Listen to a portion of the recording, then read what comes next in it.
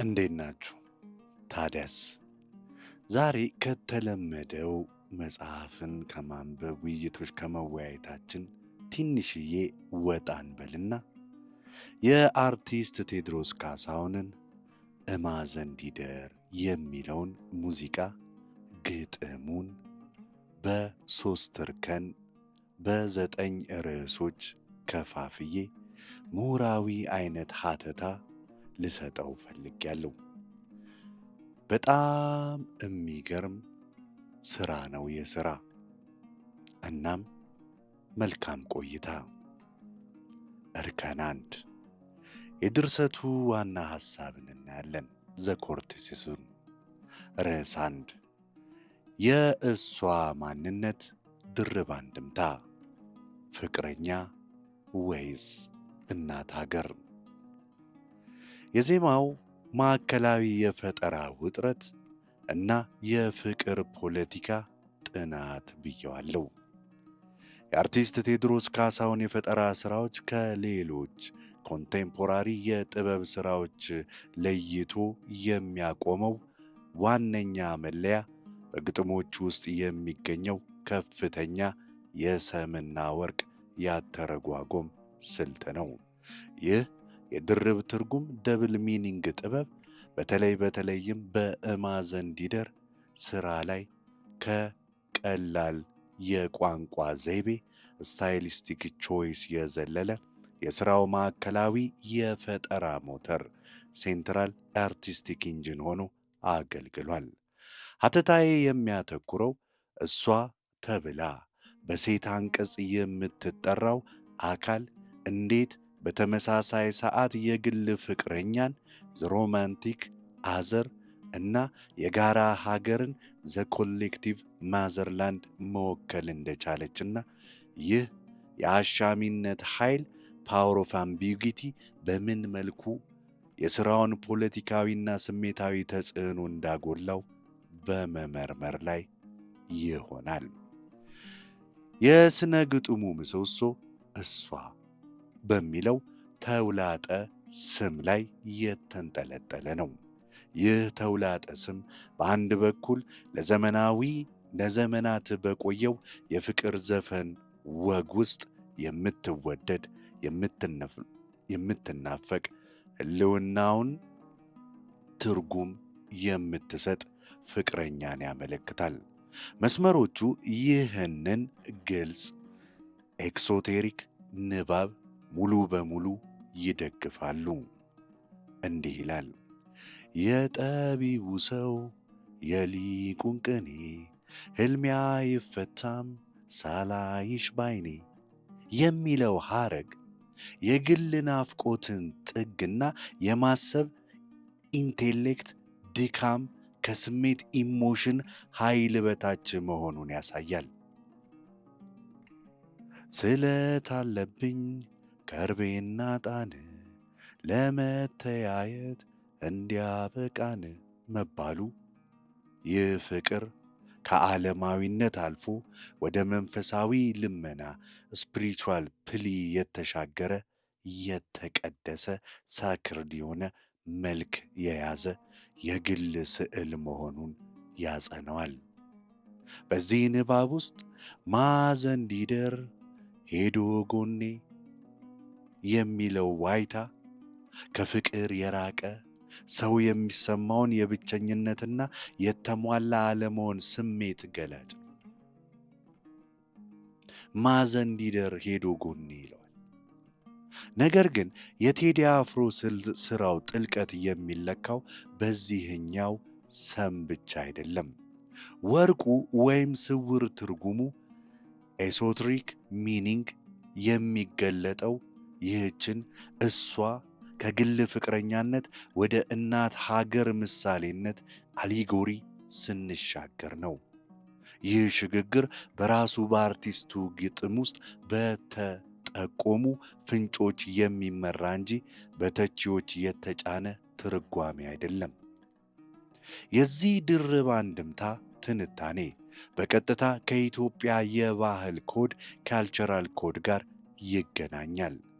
ዶናልድ ሌቪን በ1965 ባሳተመው ዋክስ ኤንድ ጎልድ ትራዲሽን ኤንድ ኢኖቬሽን ኢን ኢትዮጵያን ካልቸር መጽሐፋቸው ላይ ይህ ሰምና ወርቅ ስርዓት ቃል በቃል የሚሰማው ትርጉም ጀርባ በተለይም ፖለቲካዊ፣ ማህበራዊ ወይም ሃይማኖታዊ ትችቶችንና እውነቶችን ለመደበቅና ለማስተላለፍ የሚጠቅም የላቀ የማህበራዊ መግባቢያ ዘዴ ሶፊስቲኬትድ ሶሻል ሜካኒዝም መሆኑን በሰፊው አስረድተዋል። ቴዲ አፍሮ የዚህን የባህላዊ መሳሪያ ኃይል በመረዳት የፍቅርን ቋንቋ ላንጉጅ ኦፍ ሮማንስ እንደ ጋሻ አድርጎ በመጠቀም የሀገርን ጉዳይ ዘ ናሽናል ኩዌሽንን ያነሳል። እሷ ወደ ሀገር የመቀየሯ ቁልፍ ማስረጃዎች በግጥሙ ውስጥ በግልጽ ተቀምጠዋል። የመጀመሪያው እንዲህ ይላል። የሸማሽ ጥለት ቀልሞ ሰንደቄ ያስታውሰኛል ላንቺ መውደቄ። ይህ መስመር የአሻሚነት ድንበርን የሚያፈርስበት ነጥብ ነው። ሸማና ጥለት የባህል ምልከታ ካልቸራል አይኮንስ ሲሆኑ፣ ሰንደቅ ዓላማ ግን የማያሻማ የብሔራዊ ሉዓላዊነት ምልክት ነው። አርቲስቱ የፍቅረኛውን ሸማ ከብሔራዊ ሰንደቅ ጋር አያይዞ ማቅለሙ የግል ፍቅሩን ኢሮስን እና የሀገር ፍቅሩን ፓትሪዮቲዝም የተሳሰሩ ምናልባትም አንድ አካል የሆኑ ኮንፍሊክትድ መሆናቸውን ያሳያል። ሌላኛው መልከ ማክዳ ሳባ መሳይ። ይህ ዘይቤ ከቀላል ውዳሴ የዘለለ ነው። ማክዳ ወይም የሳባ ንግሥት በኢትዮጵያ ብሔራዊ ትርክት ናሽናል ናሬቲቭስ ውስጥ ከሀገሪቱ የስልጣኔ ጥንታዊነት፣ ሉዓላዊነትና ከአብርሃማዊ እምነቶች ጋር ካላት ታሪካዊ ግንኙነት ጋር የተቆራኘች ከግለሰብ በላይ የሆነች ታሪካዊ ምሳሌ ወይም አርኪታይፕ ናት። ፍቅረኛን በማክዳ መመሰል እሷን በታሪክ ጫንቃ ላይ ማቆም ወይም እሷ የተባለችው ራሷ ያቺ ታሪካዊት ሀገር መሆኗን መጠቆም ነው። ሌላ ልብሳ ያምርበት ያራቁት ሀገር። ይህ ሦስተኛውና ዋነኛው ማስረጃዬ ነው። በመጨረሻ ክፍል አውትሮ ላይ ግጥሙን ከግላዊ ዋይታ ወደ ይፋዊ ማህበራዊ ትችት ያሸጋግረዋል። ያራቁት ሀገር የሚለው ሐረግ ምሳሌያዊቷን እሷ ማለትም ሀገርን መሰረታዊ ህልውናዋ ሰውነቷ ሳይከበር በላዩ ላይ የሚለጠፍ ጌጥ፣ ሸማ፣ ቀለም፣ ጥልፍ ትርጉም አልባ መሆኑን የሚተች ኃይለኛ የሆነ ፖለቲካዊ አስተያየት ነው። እንግዲህ የሥራው ዋና የፈጠራ ውጥረት ክሪኤቲቭ ቴንሽን የሚመነጨው ከዚህ ድርብ ንባብ ውስጥ ነው። አድማጩ በተመሳሳይ ሰዓት ለግል ፍቅረኛው ያለውን ናፍቆትና ለሀገር ያለውን ስጋትና ፍቅር እንዲያስተናግድ ይገደዳል። ይህንን ክስተት የፍቅር ፖለቲካ ዘ ፖለቲክስ ኦፍ ላቭ ልንለው እንችላለን። ፖለቲካዊ ሐሳቦች በቀጥታ ሲቀርቡ ተቃውሞ ሊያጋጥማቸው ይችላል። በግል ፍቅር ቋንቋ ዘ ኢዲየም ኦፍ ሮማንቲክ ላቭ ሲሸፈኑ ግን በቀላሉ የስሜት በራችንን አልፈው ወደ ልቦናችን ይደርሳሉ። ቤንዲኬት አንደርሰን በታዋቂ መጽሐፋቸው ኢማጂን ኮሚዩኒቲስ በ1983 ያሳተሙት ላይ ብሔሮች ወይም ሀገሮች በተጨባጭ ከሚኖሩ ግንኙነቶች ይልቅ በጋራ በሚፈጠር የህሊና ማህበረሰብ ኢማጂንድ ኮሚዩኒቲ አማካኝነት እንደሚገነቡ ይሞግታሉ። ይህ የህሊና ማህበረሰብ የሚፈጠረው ደግሞ በጋራ ትርክቶች፣ ምልክቶች እና ከሁሉም በላይ በሥነ ጥበብ ነው። የቴዲ አፍሮ ሥራ የሚያደርገው ይህንኑ ነው። እሷ የምትባለውን ሀገር ከፖለቲካዊ ካርታነት አውጥቶ የምትናፈቅ፣ የምትወደድ፣ ሲርቋት ሰው የማይኮንባት ሲርቋት ሰው የማይኮንባት ስሜት ያላት ፐርሶኒፋይድ አካል አድርጎ ያቀርብልናል። ይህ ስልት ለሀገር የሚሰማን ፍቅር ልክ ለግል ፍቅረኛ እንደሚሰማን ፍቅር ተፈጥሯዊ፣ መሰረታዊና ለህልውናዊ አስገዳጅ ኤግዚስተንሽሊ ኔሴሰሪ እንደሆነ አድርጎ በማቅረብ የሀገርተኝነት ስሜት ናሽናሊዝምን ያጠናክራል። ይህንን የመጀመሪያዬን ርዕስ ከ9ኙ ሳጠቃልል በማዕዘን ዲደር ውስጥ የእሷ ማንነት አሻሚ መሆን የጥበብ ድክመት ሳይሆን የአርቲስቱ ጥልቅ የባህልና የቋንቋ አጠቃቀም ብስለት፣ ዕውቀት የሚታይበት ነው። ሥራው የግል ናፍቆትንና ሀገራዊ ስጋትን በአንድ ዜማ በአንድ ተውላጠ ስም እንዲገናኙ በማድረግ አንዱ ለሌላው ድምፅ እንዲሆን አስችሏል። ይህ የሰምና ወርቅ አጠቃቀም አድማጩን ከግል ስሜቱ አንስቶ ወደ ጋራ ሀገራዊ ሐሳብ የሚያሻግር ድልድይ በመሆኑ የዜማውን ዕድሜ በማራዘም ከወቅታዊ ፖለቲካ ኮንቴምፖራሪ ፖለቲክስ ባለፈ ስለ ማንነት፣ ስለ መገኘት እናም ስለ ፍቅር ምንነት ጥልቅ ጥያቄዎችን እንዲያነሳ ያስችለዋል።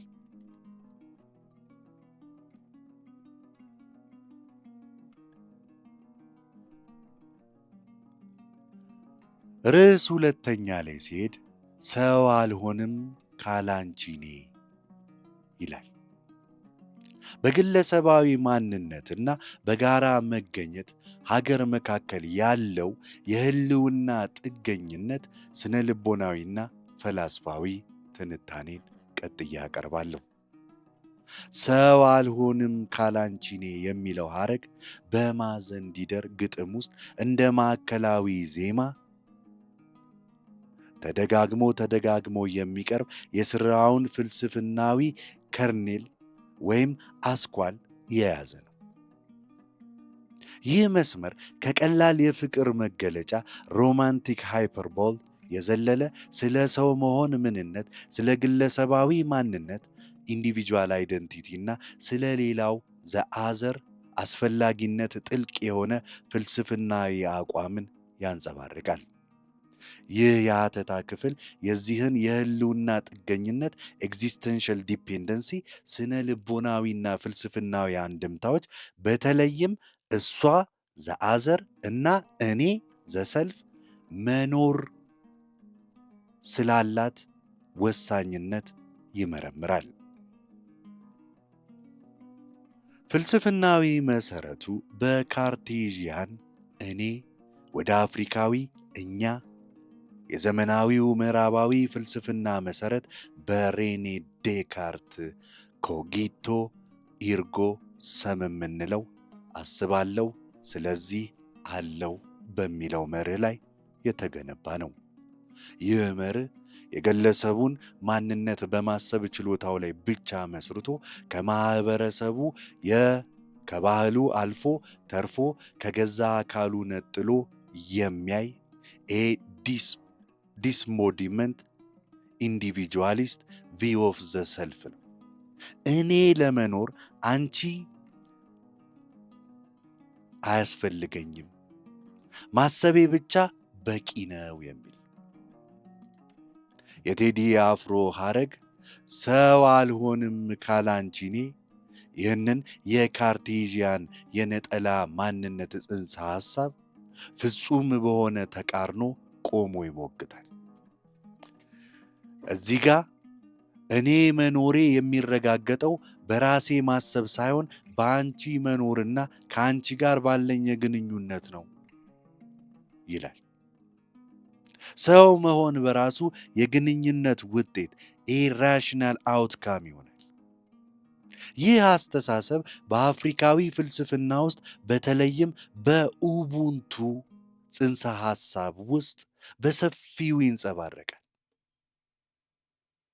የኡቡንቱ ፍልስፍና በደቡብ አፍሪካ ዙሉና ሆሳ ቋንቋዎች ኡሙቱ፣ ንጉምቱ፣ ኒጋባንቱ ሰው የሚሆነው በሌሎች ሰዎች ነው ተብሎ ይገለጻል።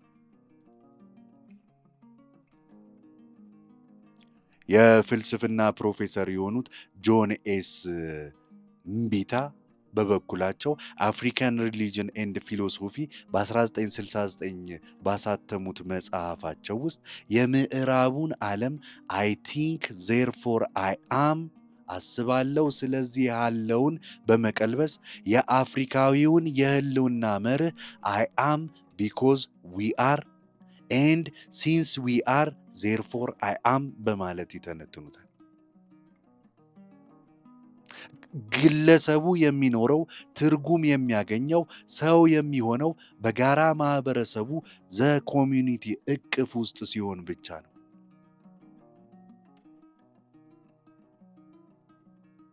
ሰው አልሆንም ካላንቺኔ የሚለው የቴዲ አፍሮ መስመር እንግዲህ የዚህ የጋራ ህልውና ኮሚዩናል ኤግዚስተንስ ፍልስፍና ጥበባዊ የሆነ መገለጫ ነው። እኔ ግለሰቡ ያላንቺ ማለትም ፍቅረኛ ወይም ከፍ ሲል ሀገር ማህበረሰቡ ሰው ተብሎ የሚጠራውን የሞራልና የማህበራዊ ደረጃ ሞራል ኤንድ ሶሻል ስታተስ በፍጹም አያገኝም ከዚህ ውጭ እያለ ስነ ልቦና የአንድምታው ጥገኝነት ወይስ ትስስር የሚል ጥያቄን ያስነሳል። በምዕራባዊው የግለሰብ ስነ ልቦና ኢንዲቪጁዋል ሳይኮሎጂ መነጽር ስንመለከተው ሰው አልሆንም ካላንቺኔ የሚለው አባባል ጤናማ ያልሆነ ጥገኝነት አንሄልዚ ኮዲፔንደንሲ እና የግለሰብን ማንነት ሙሉ በሙሉ በሌላ ሰው ላይ አንጠልጥሎ የማጣት ሉዝ ኦፍ ሰልፍ ምልክት ተደርጎ ሊተረጎም ይችላል። የግለሰቡ ሰልፍ ወርዝ ከራሱ የማይመነጭ ከውጪ የሚሰጠውም ይሆናል። ነገር ግን ኒው ኦብጀክት ሪሌሽን ቲዮሪ አንጻር ደግሞ ስንመለከተው በተለይም እንደ ዶናልድ ዊንኮት ያሉ ተንታኞች የሕፃን ልጅ ማንነት የሚገነባው ከእናቱ ጋር ባለው ፍቅር ፍጹም ጥገኝነት አብሶሉት ዲፔንደንሲ ውስጥ ነው። ዊንኮት ዜር ኢዝ ኖ ሰች ቲንግ አስ ኤ ቤቢ ሕፃን የሚባል ነገር ብቻውን የለም ሲል ሕፃን ያለ እናቱ ወይም ተንከባካቢው ሊታሰብ እንደማይችል ይሞግታል።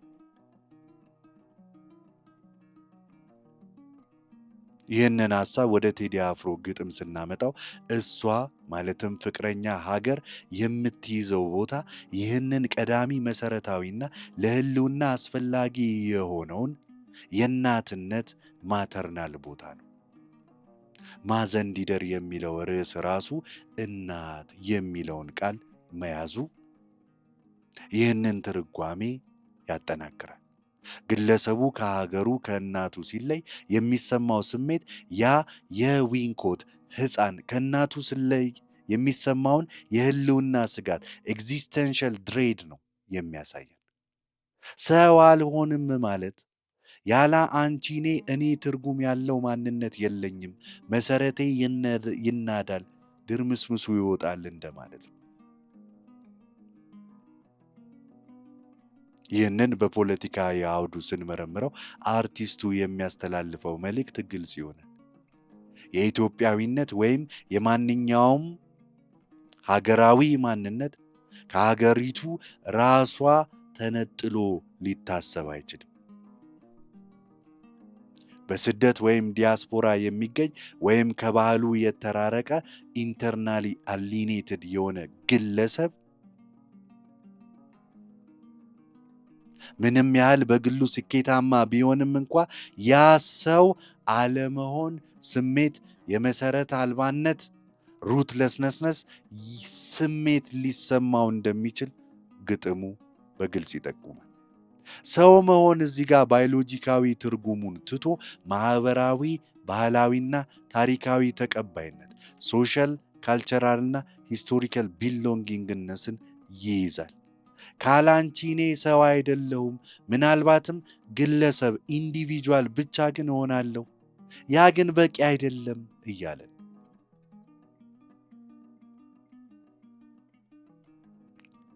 እዚህ ጋር የዘይቤው ኃይልን ስናይ የዚህ ሐረግ ኃይል የሚመነጨው ከሚያቀርበው ፍጹም ምርጫ አብሶሉት ቾይስ ውስጥ ነው። ከአንቺ ጋር ሰው መሆን ወይም ያላንቺ ሰው አለመሆን ያልቃል። በመካከል ያለ አማራጭ የሚባል ነገር የለም። ይህ ፍጹም አቋም አብሶሉቲዝም ለፍቅር የተሰጠውን ዋጋ ወደ ጣራው ያደርሰዋል። በሀገራዊ ትርጉሙ ሲታይ ደግሞ ለሀገር የሚከፈልን ማንኛውንም መስዋዕትነት ትክክለኛ ወይም ጀስቲፋይድ እንደሆነ ያደርገዋል። ሀገር ከሌለች፣ ሰው መሆን ካልተቻለ ለሀገር ሕልውና መታገል ለራስ ሰው መሆን መታገል ይሆናል። The struggle for the nation becomes the struggle for the one's own humanity ሆኖ ይቀመጣል። ይህ አባባል የግለሰቡን ነፃነት ኢንዲቪጁዋል ሊበሪቲ ከጋራ ህልውና ኮሌክቲቭ ኤግዚስተንስ ጋር በሚያጋጭበት ዘመን ቴዲ አፍሮ በግልጽ ወገንተኝነቱን ያሳያል። ለእርሱ ሰው መሆን ከግንኙነት ይጀምራል። እኔነት የምትገነባው በአንቺ መሰረት ላይ ነው እያላት ነው። ይሄኛውን ርዕስ ሳጠቃልል ሰው አልሆንም ካላንቺ እኔ የሚለው መስመር የ21ኛውን ክፍለ ዘመን የግለሰብ ተኮር ኢንዲቪጁዋሊስቲክ ርዕዮተ ዓለም የሚሞግትና መሰረቱን በጥንታዊ የአፍሪካ የጋራ ህልውና ፍልስፍና ኮሚዩናል ፊሎሶፊ ኡቡንቱ ላይ ያደረገ ጥልቅ የፍልስፍና አቋም ነው። በስነ ልቦና ደረጃ ለማንነት ግንባታ ሌላው ዘአዘርስ ያለውን መሰረታዊ ሚና ያረጋግጣል። በፖለቲካ ደረጃ ደግሞ የግለሰቡ ህልውና ከሀገሩ ህልውና ጋር በማይነጣጠል ገመድ የተሳሰረ መሆኑን ያውጃል። ይህ ሐረግ የፍቅር መግለጫ ብቻም ሳይሆን የህልውና ማኒፌስቶ አን ኤግዚስቴንሻል ማኒፌስቶም ነው።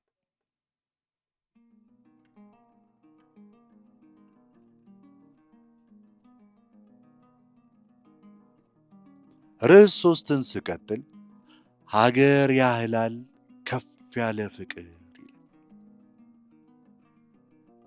ሀገር ያህላል ከፍ ያለ ፍቅር ከግል ሮማንስ ፐርሰናል ሮማንስ ወደ ሀገራዊ ፊሎሶፊ የተሻገረ ታላቅ የፍቅር ጽንሰ ሐሳብ ምሁራዊ ዳሰሳ ነው።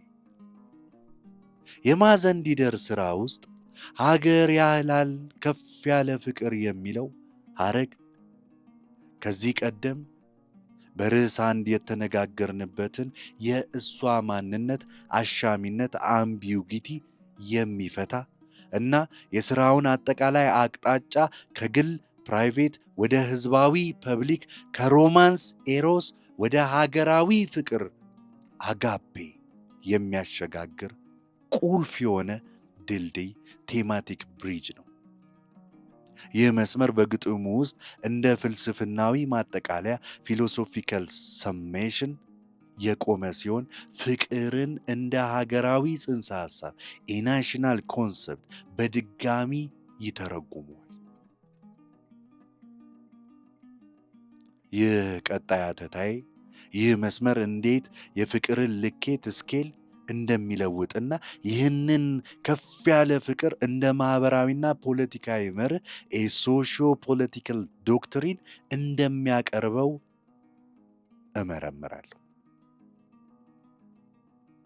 የፍቅርን ልኬት መቀየር የሚለውን እንዲህ ዘ ስኬሊንግ ኦፍ ላቭ እዚህ ጋር አያችሁ፣ ግጥሙ የሚጀምረው በግል ስሜት፣ በናፍቆት፣ በስዕለት ነው። ነገር ግን ሀገር ያህላል የሚለው ንጽጽር ሲገባ የጨዋታው ሕግ ይለወጣል። ፍቅር ከሁለት ሰዎች ግንኙነት ወጥቶ የሀገርን ያህል ስፋት፣ ክብደትና ታሪካዊ ጫና ሂስቶሪካል ዌት ያለው ግዙፍ ኃይል ይሆናል። እዚህ ጋር ሀገር ያህላል ከፍ ያለ ፍቅር ስላለን ሀገር ምንድን ነው ብለን እንጠይቃለን። ሀገር ምንድን ነው ብሎ ያስጠይቀናል። በፖለቲካ ሳይንስ ትርጓሜ ሀገር ወይም ስቴት ማለት ሉዓላዊነት፣ ህዝብ፣ ግዛት እና መንግስት ያለው ተቋም ነው። ሀገር ደግሞ በጋራ ቋንቋ፣ ታሪክና ባህል የተሳሰረ የህሊና ማህበረሰብ ኢማጂንድ ኮሚኒቲ ነው። ቴዲ አፍሮ ፍቅርን ከዚህ ግዙፍ ጽንሰ ሐሳብ ጋር ሲያስተካክለው ፍቅር የሀገርን ያህል ከባድ፣ የሀገርን ያህል ውስብስብ፣ የሀገርን ያህል መሰረታዊ ወይም ፋንዳሜንታል እንደሆነ እየነገረን ነው። ይህ ከፍ ያለ ፍቅር ከቀላል ስሜታዊ መሳሳብ ሮማንቲክ አትራክሽን ይለያል። ከፍ ያለ ፍቅር ሰብሊምድ ላቭ ራስን የሚሰጥ ሰልፍ ሰክሪፊሻል ለጋራ ጥቅም ዘኮመን ጉድ ቅድሚያ የሚሰጥ እና ግለሰቡን ከራሱ አልፎ ለትልቅ ዓላማ የሚያቆም ነው።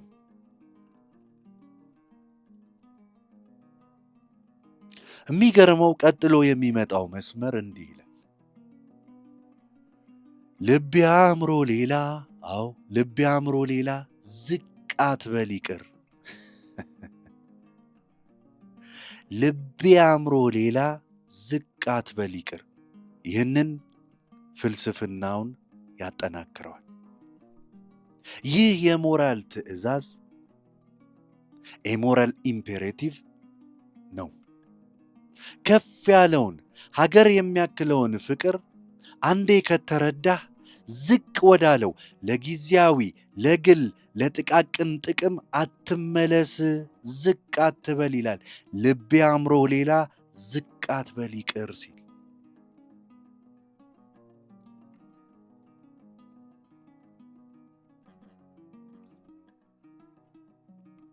የሲቪል ሃይማኖት ሲቪል ሪሊጅን ጽንሰ ሐሳብን ስናይ ይህ የፍቅርን ጽንሰ ሐሳብ ወደ ሀገራዊ የሞራል መርህ ማሳደግ የሶሺዮሎጂ ባለሙያ ሮበርት ቤላ ሲቪል ሃይማኖት ወይም ሲቪል ሪሊጅን ብሎ የሚጠራው ጽንሰ ሐሳብ ነው።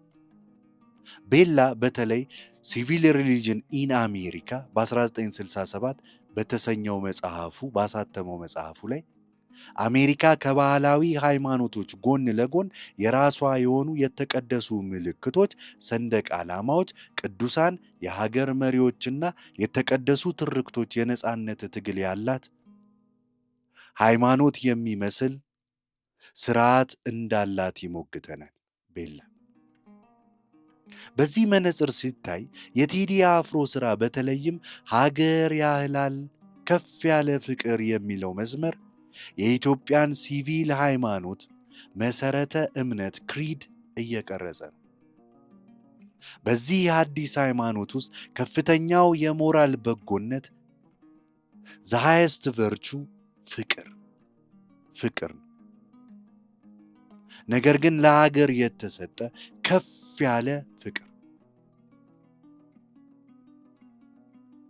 ማዘንግ ይዞ ገብቶ ገዳም ማጾም ይዞ ቆጥሮ ጠጠር ባሳከለው ፍቅርን ሀገር የሚሉት መስመሮች ይህንን ትርጓሜ ፍጹም እንዲሆን ያደርጉታል።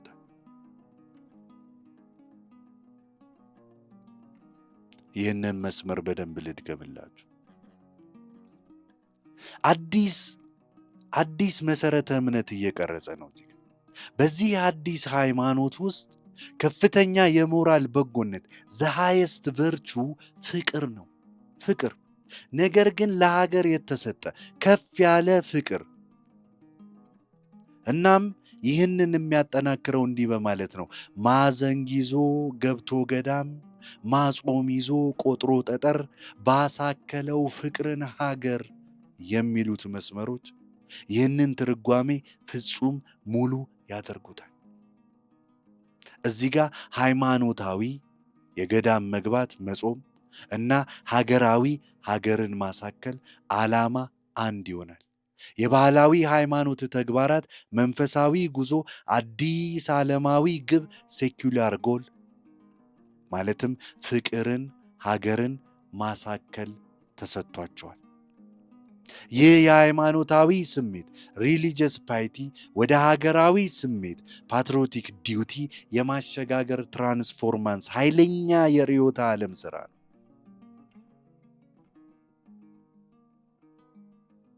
አርቲስቱ እንደ ሲቪል ካህን፣ እንደ ዜጋ ካህን ሲቪል ፕሪስት ሆኖ መንፈሳዊ ጉልበትን ወደ ፖለቲካዊ ፍቅር ይመራዋል። በቴዲ አፍሮ ሥራዎች ውስጥ ያለው ተደጋጋሚ ትርክት ዘ ሪከረንት ናሬቲቭስን ካየን ይህ ፍቅርን እንደ ሀገራዊ መፍትሔ የማቅረብ ትርክት ናሬቲቭ ማዘንዲደር ብቻ ላይ የተወሰነ ግን አይደለም። በሌሎች የአርቲስቱ ሥራዎችም ውስጥ በተደጋጋሚ ይገኛል።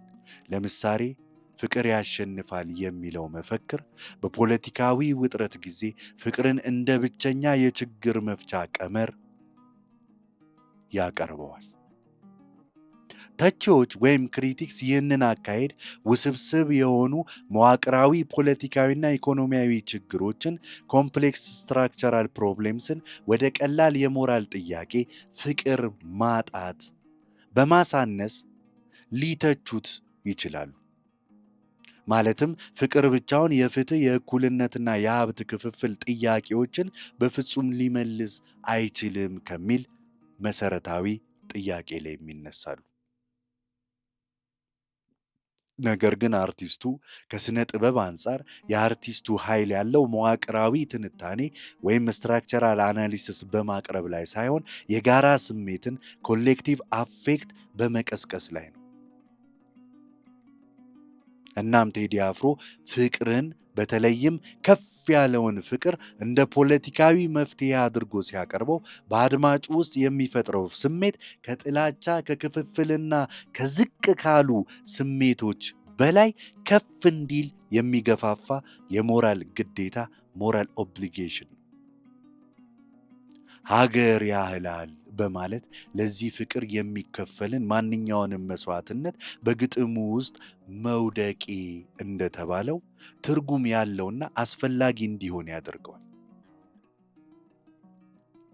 ይህንን ሶስተኛውን ርዕስ ሀገር ያህላል ከፍ ያለ ፍቅር የሚለውን ሐረግ የግጥሙን ርዕዮተ ዓለም አይዲዮሎጂን የሚያጠቃልል ፍቅርን ይገልጻል።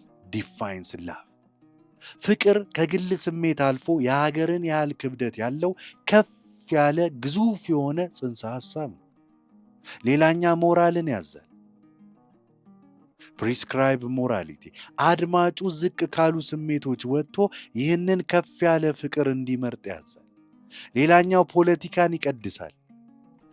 የሀገርን ፍቅር ከሃይማኖታዊ ስግደት፣ ገዳም፣ ጾም ጋር በማስተካከል የሀገርን ጉዳይ ወደ ሲቪል ሃይማኖት ደረጃ ከፍ ያደርገዋል።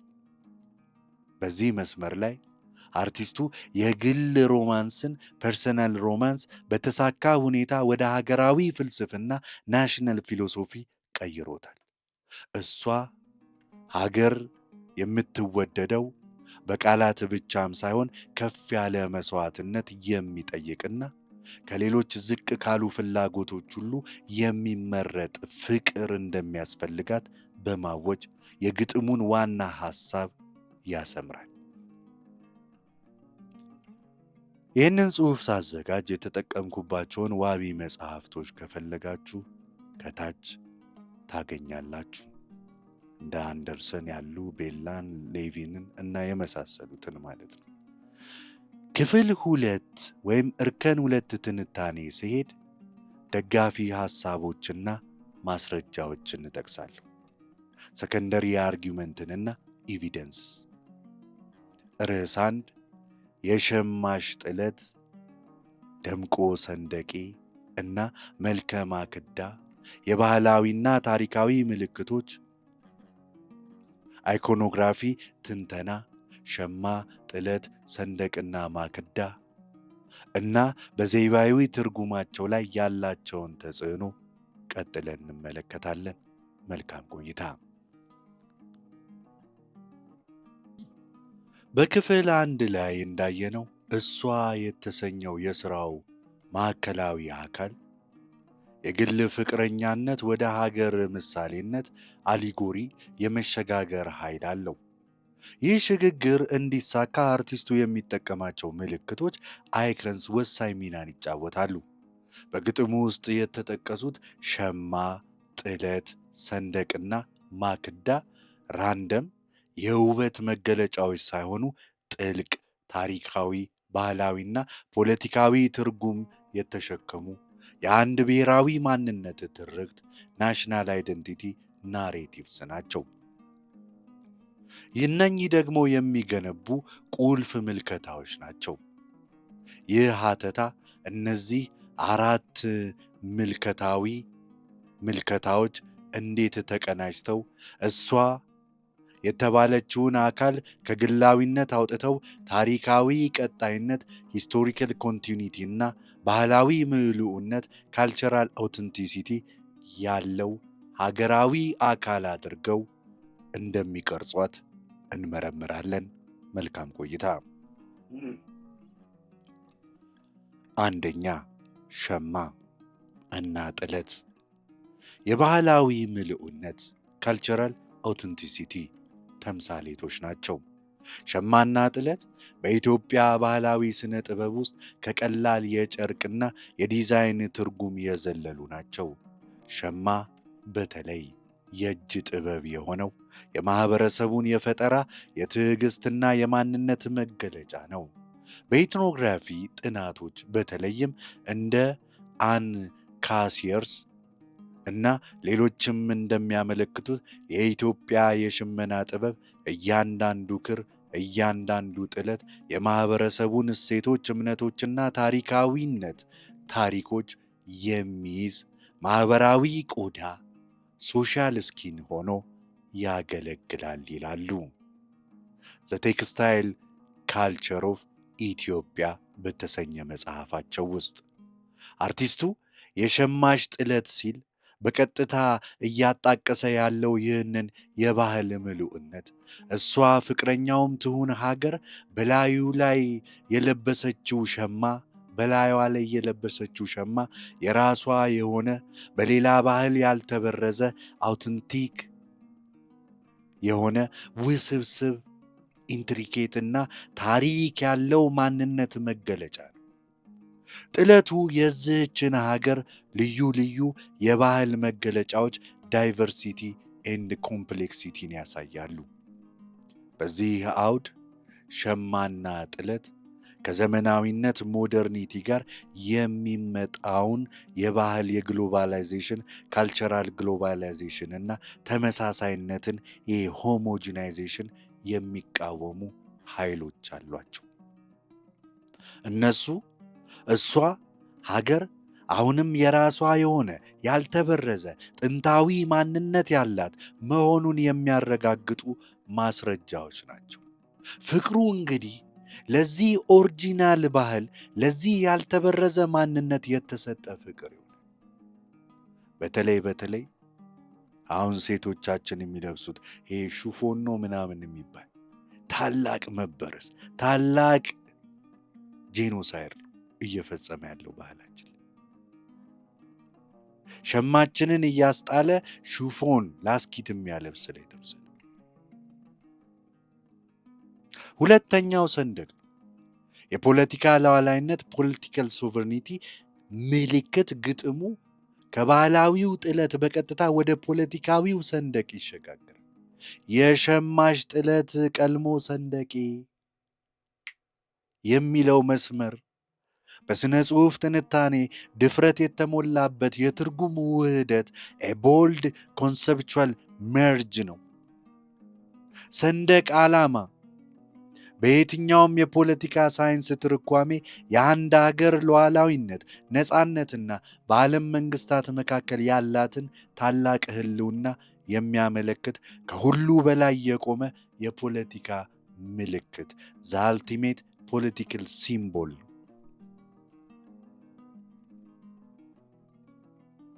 አርቲስቱ የፍቅረኛውን ጥለት የራሱ ሰንደቅ አድርጎ ቀልሟል፣ ቀለም ነክሯል፣ ቀይሯል ይላል። ይህ ቢያንስ ሁለት ኃይለኛ የሆኑ ትርጓሜዎችን ይዟል። አንደኛ ትርጉም አንድ ሲሆን ውህደት፣ የእኔ ብሔራዊ ማንነት ሰንደቄ የዚህ ባህላዊ ማንነት ከሸማች ጥለት ተለይቶ አይታይም። ባህሉ ራሱ የሰንደቁ ምንጭ፣ የሰንደቁ ቀለም ነው። ፖለቲካዊ ሉዓላዊነታችን ሰንደቅ ትርጉም የሚያገኘው ከባህላዊ ምሉዕነታችን ጥለት ነው። ይህ ባህልን ከፖለቲካ በላይ ወይም የፖለቲካ መሰረት አድርጎ የማቅረብ አካሄድ ነው።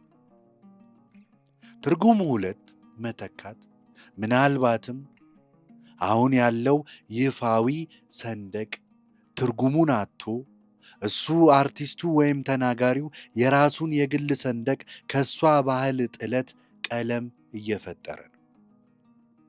ይህ ያለውን ፖለቲካዊ ስርዓት ወይም ምልክቶቹን በባህላዊው እና በግላዊው እውነተኛ ማንነት የመተካት ሰብቨርዥን ስውር ሐሳብ ሊሆን ይችላል የሚል ግምት አለኝ። ግምት ነው።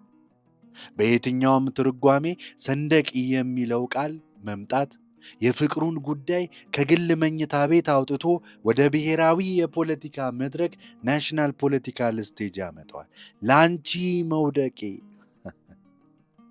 ለፍቅርሽ መሸነፌ ከሰንደቄ ጋር መያያዙ፣ ይህ መውደድ ለግል ስሜት ብቻም ሳይሆን ለዚህች ሉዓላዊት ሀገር ሰንደቅ የሚከፈል ታላቅ መስዋዕትነት ሰክሪፋይስ መሆኑን ያመለክታል።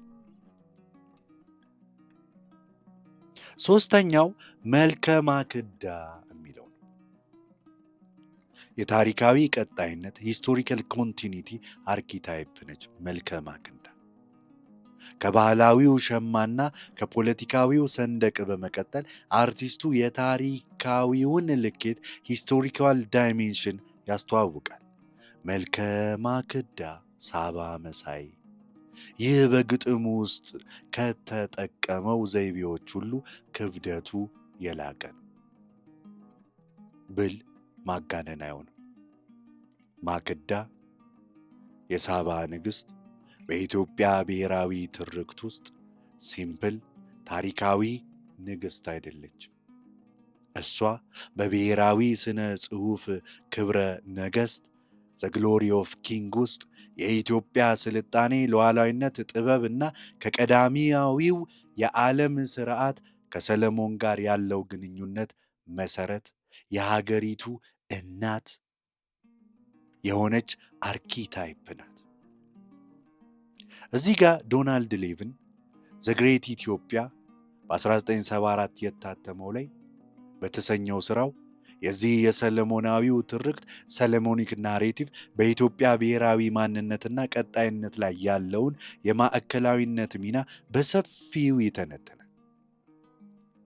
ማክዳ የዚህ ትርክት መነሻ ነው። አርቲስቱ እሷን ፍቅረኛ ወይም ሀገር በመልከ ማክዳ ሲመስል የሚከተሉትን ሐሳቦች እያስተላለፈ ነው። አንደኛ የውበት ልኬት ነው። ውበቷ ተራ የዘመኑ ውበት ዝም ብሎ አይደለም።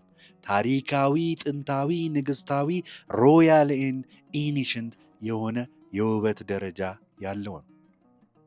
ሁለተኛ የጥበብ ልኬት፣ ማክዳ የጥበብ ተምሳሌት ናት። እሷ ሀገር የጥበብ ምንጭ መሆኗን ያሳያል። ሌላኛው ሶስተኛው የቀጣይነት ልኬት ነው። ከሁሉም በላይ እሷ የአሁኗ ሀገር የዚያች የጥንት ስልጣኔ የማክዳ ቀጥተኛ ወራሽና ቀጣይ ኮንቲኒዌሽን መሆኗን ያውጃል። ይህ ሀገሪቱ ያጋጠሟትን የፖለቲካ መቋረጦች ፖለቲካል ዲሰራፕሽን በመዘለል በመዘከር ከታሪክ ጋር ያላትን ቀጥተኛ ግንኙነት አንብሮክን ሂስቶሪካል ላይን ለማስረገጥ የሚደረግ ሙከራ ነው። ይህንን ርዕስ ሳጠቃልል የምልከታዎች ቅንጅት ሴንቴሲስ ኦፍ አይከን፣ እማዘንዲደር በእነዚህ አራት ቁልፍ ምልከታዎች ሸማ ጥለት ሰንደቅ ማክዳ አማካኝነት እሷ የምትባለውን አካል ማንነት በዝርዝር ይገነባዋል። ይህቺ እሷ ሀገር ባህላዊ ምልኡነት አላት፣ ሸማ ጥለት አላት። ፖለቲካዊ ሉዓላዊነት አላት፣ ሰንደቅ ይዛለች። ታሪካዊ ቀጣይነትና ጥልቀት አላት፣ ማክዳ አለች። እናም አርቲስቱ እነዚህ ሦስት ምሰሶዎችን በማቆም እሷ ሀገር የምትወደደው የምትናፈቀውና ሰው አልሆንም የሚያሰኘው በእነዚህ ሁሉ ምዕሉ ባህሪያቶቿ እንደሆነ ያስረዳናል። ፍቅሩ ለውበቷ ብቻም ሳይሆን ለባህሏ፣ ለሉዓላዊነቷና ለማይቋረጥ ታሪኳ የተሰጠ ሁለንተናዊ ሆሊስቲክ ፍቅር ነው።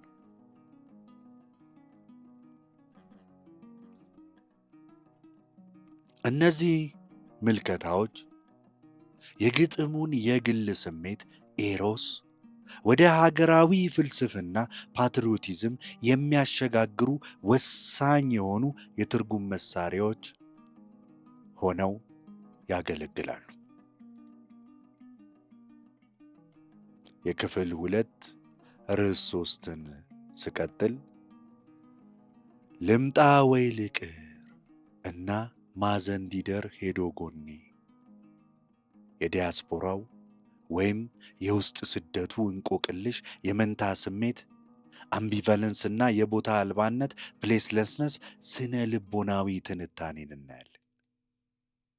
ይህ ታላቅ ሥራ ማዘንዲደር በላዩ ላይ ሲታይ የናፍቆት ዜማ ነው። ጥልቀቱ የሚለካው ከን በዚህ ናፍቆት ውስጥ በሰፈረው የስነ ልቦና ውጥረት ሳይኮሎጂካል ቴንሽን ነው። ማዘንዲደር ሄዶ ጎኔ የሚለው የብቸኝነት ኡኡታ ዋይታን እና የሚቀጥልና ልምጣ ወይ ልቅር ምን ይሻለኛል፣ ልምጣ ወይ ልቅር ምን ይሻለኛል የሚለው የወሳኝ ጥያቄ ዳይለማ እንቆቅልሽ የአንድ ግለሰብ ወይም ትውልድ የተሰነጠቀ ህልውና ፍራክቸርድ ኤግዚስታንስን ያሳያል። ይህ ሀተታ እነዚህ ሀረጎች የሚወክሉትን የዲያስፖራ እንቆቅልሽ ዘዲያስፖራ ኢኔግማ፣ የመንታ ስሜት አምቢቫለንስና የቦታ አልባነት ስነ ልቦናዊ አንድምታዎችን አብረን እናያለን። አንደኛ፣ ማዘንዲደር ሄዶ ጎኔ። ይህ የተቆረጠው ማንነት ዘ ሰርቭድ ሰልፍ ነው። ጎን የሚለው ቃል በአውዱ ውስጥ ከቀላል አቻ ፓርትነር የበለጠ ትርጉም አለው። በብዙ ባህሎች ጎን እንደ ጎን አጥንት አፈ ታሪክ የመሰረታዊ ሙሉእነት ፋንዳሜንታል ኮምፕሊትነስ አካል ነው። ጎኔ ሄዷል ማለት እኔ ዘሰልፍ ተጎርቷል፣ ሙሉ አልባ ወይም ኢንኮምፕሊት ሆኗል ማለት ነው። ይህ የስደትን ኤግዛይል ስነ ልቦናን ለመግለጽ ከሚረዱ ኃይለኛ ከሆኑ ዘይቤዎች ደግሞ አንዱ ነው። ስደት በጂኦግራፊያዊ መለያየት ብቻ እኮ አይወሰንም። እሱ የግለሰቡን ማንነት ከመሰረቱ ኦሪጂን ወይም ሶርስ መንቀል ነው። እዚህ ጋር ታላቁ የስነ ልቦና አናሊቲካል ሳይኮሎጂስት የሆነው ካርል ጉስታቮ ዮንግ ስለ ሳይኪ ሲናገር የግለሰቡ ጤናማ ማንነት የሚገነባው ከግል ንቃተ ህሊናው ፐርሰናል ኮንሽስነስ በተጨማሪ ከጋራ ንቃተ ህሊና ኮሌክቲቭ አንኮንሽስ ጋር እና ከሚኖርበት ባህል አርኪታይፖች ጋር በሚኖረው ጤናማ ግንኙነት መሆኑን ይሞግተናል። ስለ ዩንግ ማወቅ ከፈለጋችሁ በዚህ ቻናል ላይ ብዙ ቪዲዮዎች ሰርቻለሁ፣ ማየት ትችላላችሁ።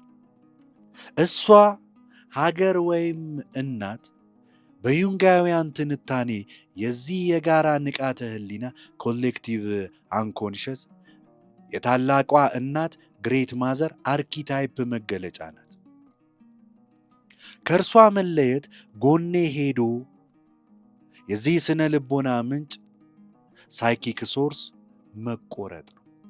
መቆረጥ፣ ማዘን ዲደር፣ ወዴት አባቴ ልሂድ የሚለው ጥያቄ ጂኦግራፊካዊ ብቻም ሳይሆን ስነ ልቦናዊ ነው። ይህንን የተቆረጠ ጎኔን፣ ይህንን ያጣሁት የማንነት ምንጬን በምን ልተካው እችላለሁ ነው።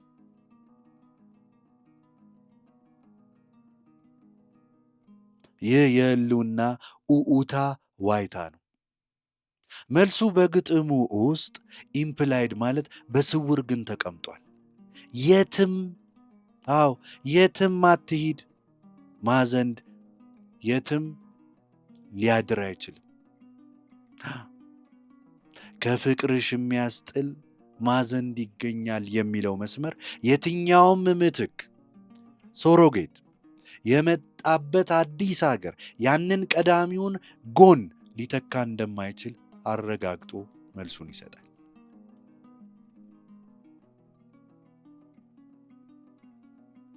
ሁለተኛው ልምጣ ወይ ልቅር። ይሄ የመንታ ስሜት አምቢቫለንስ እንቆቅልሽ፣ ይህ ጥያቄ ልምጣ ወይ ልቅር የዲያስፖራውን ማዕከላዊ ትራጄዲ ሴንትራል ትራጄዲን የያዘ ነው።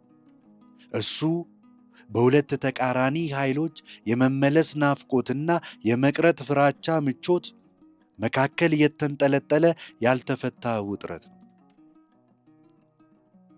ከኩኩ ጋር ወደ ሀገር ቤት በሚለው ዘፈን ውስጥ ተመሳሳይ የሚመሳሰል ሐሳብን ቴዲ ያቀርባል። ወደ ሀገር ቤት ሀቤት ሀቤት የሚለው ላይ ማለት ነው። በስነ ልቦና አምቢቫለንስ አንድ ሰው በአንድ ነገር ወይም ሰው ላይ በአንድ ጊዜ ተቃራኒ ስሜቶችን ለምሳሌ ፍቅርና ጥላቻ መያዙን ያመለክታል። የዲያስፖራው ግለሰብ ለቀድሞ ሀገሩ ለእሷ ያለው ስሜት ንጹሕ ናፍቆት ፒውር ኖስታልጂያ ብቻ አይደለም። የመመለስ ፍላጎት ዘ ፑል ፋክተር አለው። ናፍቆት፣ የማንነት ጥያቄ፣ ሰው አልሆንም የሚለው ስሜት ወደ እሷ ወደ ምንጩ ይጎትተዋል። የመቅረት ፍላጎት ዘ ፑሽ ፋክተር፣ ነገር ግን እሷ ሀገር በተወው ጊዜ የነበረችበት ሁኔታ ላይ ላትሆን ትችላለች። ሀገሪቱ ተለውጣለች፣ እሱም ተለውጧል። ሲመለስ እንግዳ ወይም ስትሬንጀር ሊሆን ይችላል። በተጨማሪ ከሀገር እንዲወጣ የገፋፉት ችግሮች ፖለቲካዊም ይሁን ኢኮኖሚያዊ አሁንም ሊኖሩ ይችላሉ። ይህን የመመለስ እንቆቅልሽ ዘኢኔግማ ኦፍ ሪተርን ይባላል። ዘኢኔግማ ኦፍ ሪተርን ሰልማን ሩሽዲ ኢማጂነሪ ሆምላንድ በተሰኘው መጣጥፋቸው ላይ በ1991 ያሳተሙት ላይ ኢማጂነሪ ሆምላንድ ስደተኛው የጠፋውን ቤት መቼም እንደማያገኝ፣ ነገር ግን የተሰበሩ መስታወቶች ብሮክን ሚረርስ የሆኑ ትዝታዎችን ብቻ እንደሚይዝ ይሞግቱናል። ሩሽዲ ልምጣ ወይ ልቅር የሚለው ጥያቄ እንግዲህ ወደዚህ በፈጠርኩት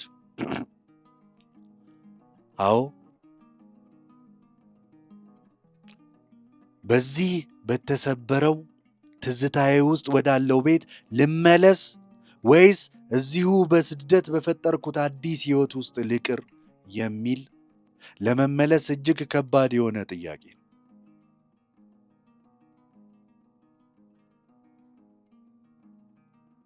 ሶስተኛው ቦታ አልባነት ፕሌስለስነስ እና የውስጥ ስደት ኢንተርናል አሊኔሽን። ይህ የልምጣ ወይ ልቅር ውጥረት መፍትሄ ሳያገኝ ሲቆይ ቦታ አልባነት ፕሌስለስነስ ወይም አለመቤትነት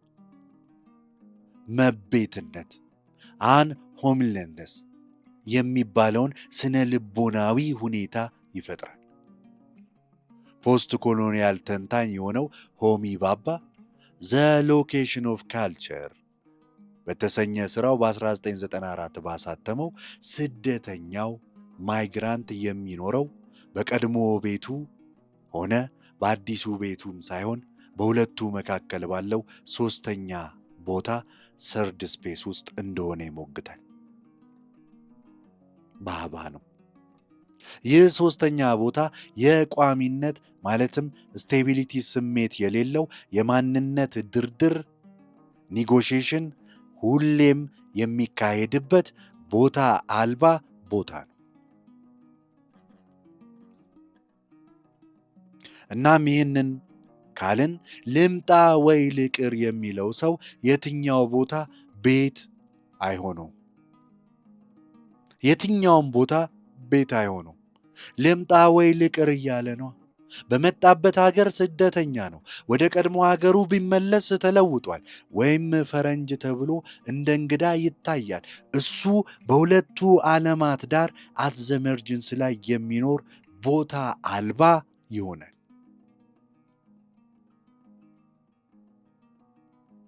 ማዘን ዲደር ጎኔ የሚለው ዋይታ ኡኡታ የዚህ ቦታ አልባነት ውጤት ነው። ይህ ትንታኔ በውጭ ሀገር ላለው ዲያስፖራ ብቻ ሳይሆን በውስጥ ስደት ኢንተርናል አሊኔሽን ውስጥ ላለውም ይሰራል። አንድ ሰው በገዛ ሀገሩ እየኖረ ከሀገሩ ፖለቲካዊ፣ ማህበራዊ ወይም ባህላዊ አካሄድ ጋር ሲጋጭ ቦታ አልባ ሊሆን ይችላል። ሀገሩ እንግዳ ትሆንበታለች፣ እሱም በሀገሩ እንግዳ ይሆንባታል። ልምጣ ወይ ልቅር የሚለው ጥያቄ ለእርሱ በዚህ ባዕድ በሆነብኝ የሀገር አካሄድ ውስጥ ልሳተፍ፣ ልምጣ ወይስ ራሴን አግልዬ በግል ዓለሜ ውስጥ ልቅር የሚል የውስጥ እንቆቅልሽ ያለው ጥያቄን ያመጣል።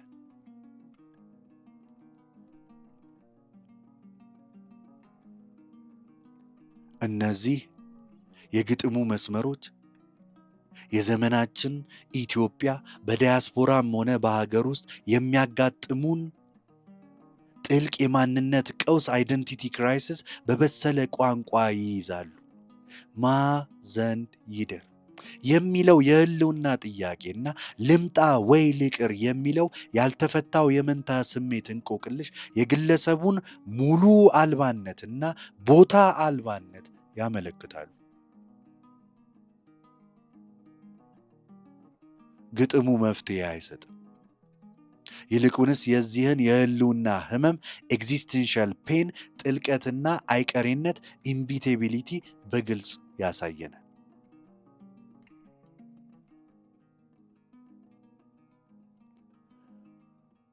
ወደ ስድስተኛው ርዕሴ ስሄድ ማዘንግ ይዞ ገብቶ ገዳም ማጾም ይዞ ቆጥሮ ጠጠር የሚለው ፍቅርን እንደ መንፈሳዊ ጉዞ ስፒሪቹዋል ፒሊግራሜጅ እና ስደት የመተርጎም ሃይማኖታዊ አውድና ስነ መለኮታዊ አንድምታን እናያለን። በክፍል 1 ርዕስ 3 ላይ ሀገር ያህላል ከፍ ያለ ፍቅር የሚለውን ሐሳብ ስንመረምረው አርቲስቱ ፍቅርን እንደ ሲቪል ሃይማኖት ሲቪል ሪሊጅን እየቀረጸው ነው ብለን ተመልክተን ነበር። በዛ ዝርዝር ውስጥ ያን ሐሳብ ወደ ጥልቅ በማውረድ ማዘንዲደር ይህንን ሲቪል ሃይማኖት እንዴት በኢትዮጵያ ኦርቶዶክስ ተዋሕዶ ቤተ ክርስቲያን የምናኔና የስግደት ቋንቋ እና ምልከታዎች ኢክኖግራፊ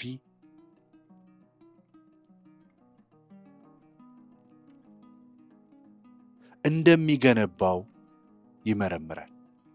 ግጥሙ ፍቅርን በተለይም ሀገርን የማግኘት ሂደቱን ከዓለማዊ ሴኩላር ጥረት ወደ መንፈሳዊ ስግደት ስፒሪቹዋል ዲቮሽን ሙሉ በሙሉ ይለውጠዋል።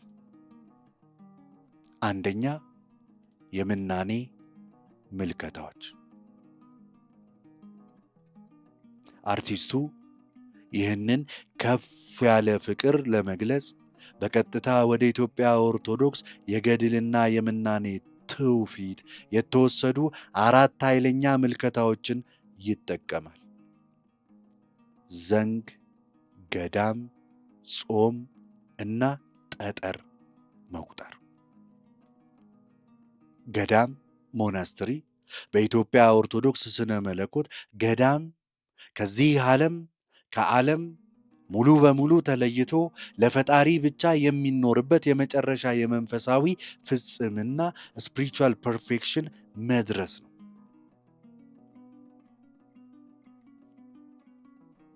ታደሰ ታምራት ቸርች ኤንድ ዘ ስቴት ኢን ኢትዮጵያ በተሰኘ መጽሐፋቸው በ1972 ላይ ገዳም መግባት ዓለማዊውን ሕይወት መካድ ነው ይላሉ። ዘንግ ስታፍ የዘንግ ምልከታ የባለስልጣን አውቶሪቲ ግን ደግሞ የጉዞ ፒልግራሜጅ እና የምናኔ ምልክት ነው። መነኮሳትና ባህታውያን የሚይዙት ዘንግ ከዓለም መለያየታቸውና በመንፈሳዊ የሆነ ጉዞ ላይ መሆናቸውን ያሳያል። ጾም ወይም ፋስቲንግ ስጋን በመጎሰም ነፍስን ከፍ የማድረግ የመንጻት ፒውሪፊኬሽን እና ንስሐ ዋና መገለጫ ነው። ቆጥሮ ጠጠር ካውንቲንግ ፔብልስ ይህ የስደትንና የጸሎትን ልክ የለሽነት ኤክስትሪሚቲን ያሳያል። በብዙ የኢትዮጵያ ገድላት ውስጥ ቅዱሳን ለምሳሌ ተክለ ሃይማኖት ሌሊትና ቀን በቁጥር የበዛ ጸሎትና ስግደት አንዳንዴም ጠጠር እየቆጠሩ በማድረጋቸው ይታወቃል። ይህ ራስን ሙሉ በሙሉ አሳልፎ የመስጠት የመጨረሻው ደረጃ ነው። አርቲስቱ እነዚህን እጅግ ከባድ የሆኑ መንፈሳዊ ምናኔ ተግባራትን ከፍቅርና ከሀገር ጋር ሲያገናኛቸው ዓለማዊ የሆኑትን ጽንሰ ሐሳቦች ወደ ቅዱስ ደረጃ እያሸጋገራቸው ነው።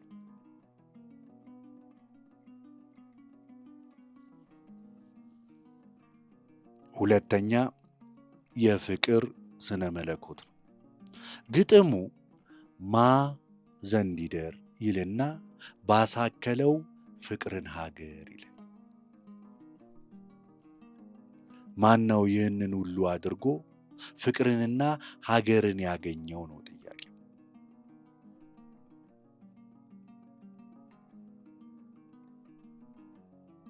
ይህንን በማለት ሪቶሪካል ጥያቄን ያቀርባል።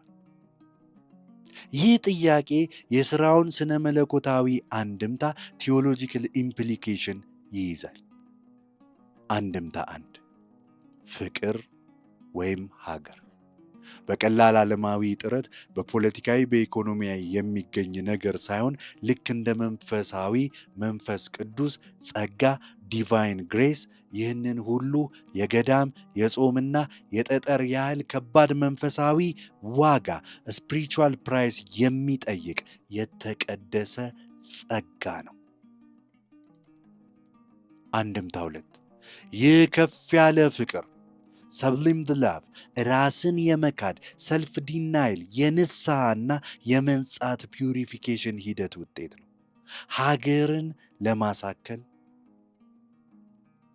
ግለሰቡ ወይም ማህበረሰቡ በመጀመሪያ ራሱ ገዳም መግባት መጾምና ንስሐ መግባት አለበት።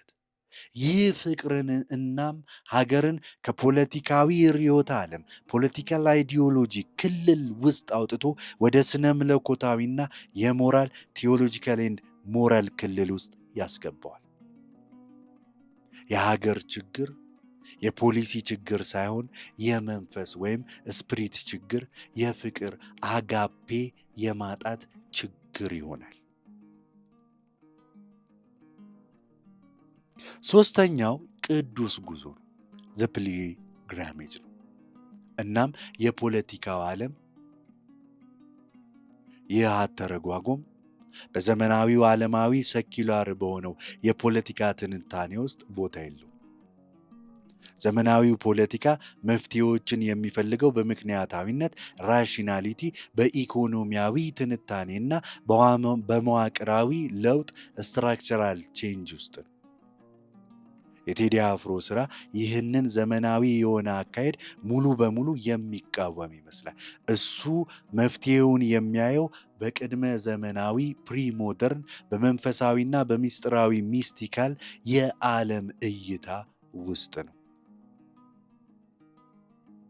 ሀገር የምትድነው በፖለቲከኞች ሳይሆን ዘንግ በያዙ ገዳም በገቡ በጾሙና ራሳቸውን በካዱ ቅዱሳን ወይም ባህታውያን ነው እያለን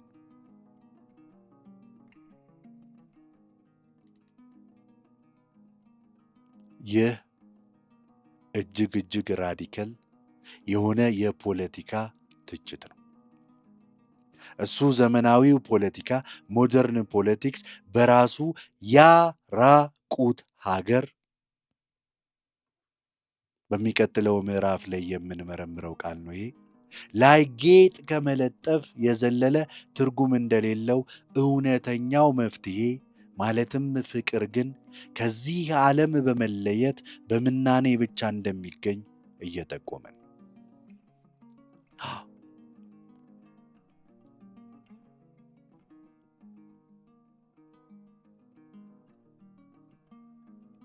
ሀገር የምትድነው በፖለቲከኞች ሳይሆን ዘንግ በያዙ ገዳም በገቡ በጾሙና ራሳቸውን በካዱ ቅዱሳን ወይም ባህታውያን ነው። ይህ እጅግ ራዲካል የሆነ የፖለቲካ ትችት ነው። እሱ ዘመናዊው ፖለቲካ በራሱ ያራቁት ሀገር ለሆነ ሀገር ላይ ጌጥ ከመለጠፍ የዘለለ ትርጉም እንደሌለው እውነተኛው መፍትሄ ማለትም ፍቅር ግን ከዚህ ዓለም በመለየት በምናኔ ብቻ እንደሚገኝ ይጠቁማል። ወደ ውስጥም በመመልከት ይህንን ርዕስ ሳጠቃልል ማዘንግ ይዞ ገብቶ ገዳም የሚሉት መስመሮች የግጥሙን ሲቪል ሃይማኖት ወደ ሙሉ ስነ መለኮታዊ ቴዎሎጂ ደረጃ ያደርሱታል።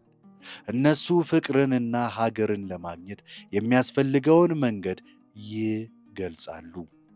ይህ መንገድ የፖለቲካ ስብሰባ ወይም የኢኮኖሚ ፕላን ሳይሆን ጥልቅ ግላዊና አሳማሚ የሆነ መንፈሳዊ ንስሐ ስፒሪቹዋል ፔናንስ እና የስግደት ፒልግራሜጅ ጉዞ ነው። አርቲስቱ በኢትዮጵያ ኦርቶዶክስ የምናኔ ቋንቋ በመጠቀም ለሀገር የሚከፈልን ፍቅር ፓትሪዮቲዝም ከእግዚአብሔር ፍቅር ቲዮሎጂ ጋር እኩል የሆነ ወይም ቢያንስ በዚያው ቋንቋ ብቻ ሊገለጽ የሚችል የተቀደሰና ራስን አሳልፎ የሚሰጥ ተግባር አድርጎ ያቀርበዋል። ይህ የፖለቲካውን ዓለም በመንፈሳዊው ዓለም ሙሉ በሙሉ የመለወጥ ሰብሳቢ አካሄድ ነው።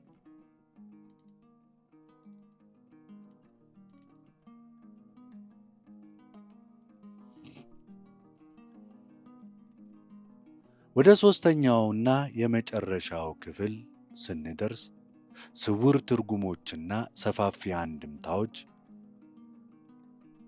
ኢምፕሊሲት ሚኒንግ ኤንድ ብሮደር ኢምፕሊኬሽንስ እናያለን።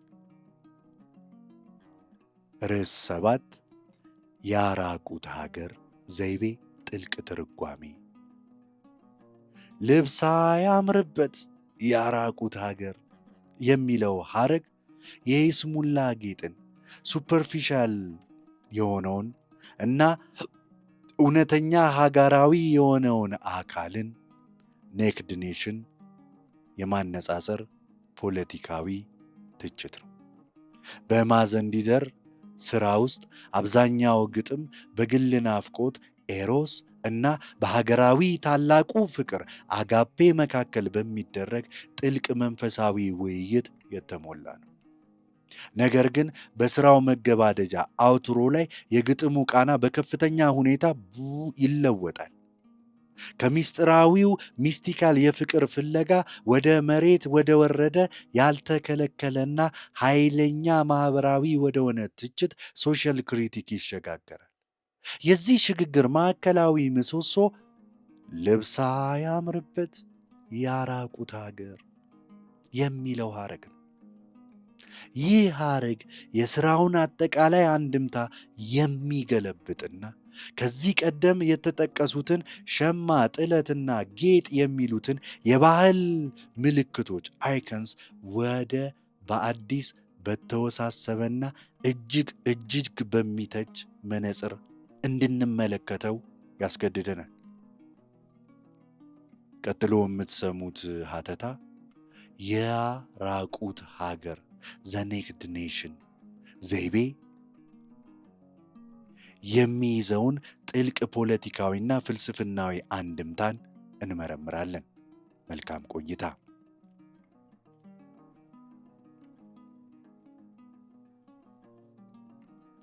አንደኛ፣ የራቁትነት ፍልስፍና እውነት ወይስ ውርደት?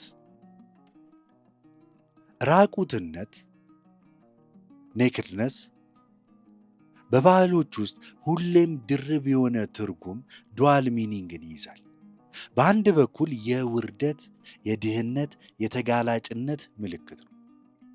ለምሳሌ በብሉይ ኪዳን የኖህ ራቁትነት ታሪክን አስታውሱ። በሌላ በኩል ደግሞ ራቁትነት ያልተሸፋፈነ እውነት፣ ከውጫዊ ጌጦች የጸዳ ንጹሕ የሆነ ማንነት ፒውር ኢሴንስ እና የሕፃንነት ንጹሕነት ኢኖሰንስ ምሳሌ ነው። አርቲስቱ ያራቁት ሀገር ሲል የትኛውን ትርጉም እያጣቀሰ ነው ጥያቄው። የግጥሙን አውድ ከወሰድን ልብስ አያምርበት ሁለቱንም ትርጉሞች በአንድ ጊዜ እንደያዘ ያሳያል። ሀገር እንደተጋለጠች አካል ሀገሪቱ ራቁቷን ናት።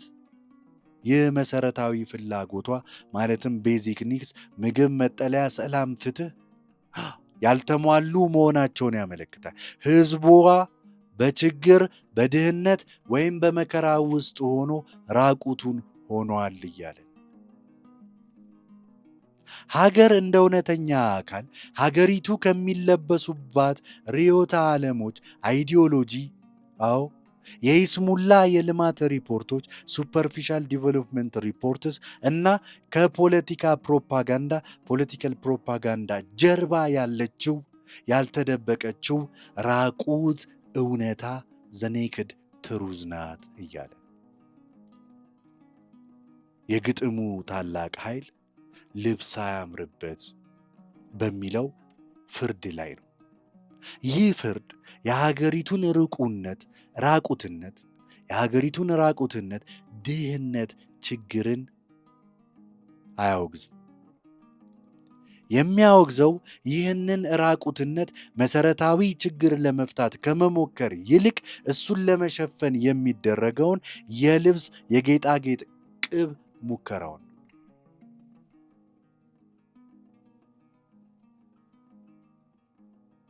ሁለተኛ፣ ልብስ እንደ የይስሙላ